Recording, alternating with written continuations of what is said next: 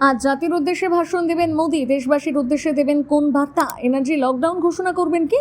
দেখুন, আজ রাত 8:30টায় জাতির উদ্দেশ্যে ভাষণ দেবেন প্রধানমন্ত্রী নরেন্দ্র মোদি। সংসদে বিরোধী দলগুলো নারী সংরক্ষণ বিল আটকে দেওয়ার একদিন পরেই জানানো হলো এই খবর। প্রধানমন্ত্রী কী বিষয়ে ভাষণ দেবেন সে সম্পর্কে এখনও কোনো বিস্তারিত তথ্য জানানো হয়নি। বাংলা তামিলনাড়ুর ভোটের মুখে ফের জাতির উদ্দেশ্যে ভাষণ দেবেন তিনি।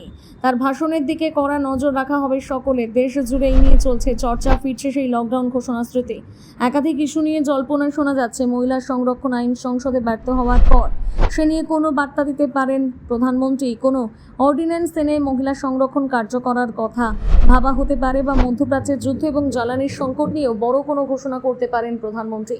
অতীতে একাধিকবার জাতির উদ্দেশ্যে ভাষণ দিয়েছেন প্রধানমন্ত্রী নরেন্দ্র মোদি।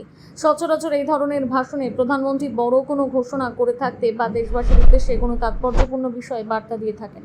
অতীতে নোট বাতিল, লকডাউনের মতন গুরুত্বপূর্ণ ঘোষণা এই ধরনের ভাষণ থেকেই করেছেন মোদি। ফলে প্রধানমন্ত্রীর এই ধরনের ভাষণের কথা আগে ঘোষণা করলে স্বাভাবিকভাবে আগ্রহ জন্মায়। দীর্ঘদিন মধ্যপ্রাচ্যে যুদ্ধ চলছে, তাতে দেশে জ্বালানি সংকটের পরিস্থিতি তৈরি হচ্ছে, ধাক্কা খাচ্ছে অর্থনীতি। সেসব নিয়ে বড় কোনো ঘোষণা করতে পারেন প্রধানমন্ত্রীর। আংশিক এনার্জি লকডাউন ঘোষণা করবেন। অনেকেই বলছেন দেশের মহিলাদের আলাদা করে বার্তা দিতে পারেন মোদি। যত সময় যাচ্ছে ততই দেশবাসীর মনে জমছে কৌতূহল।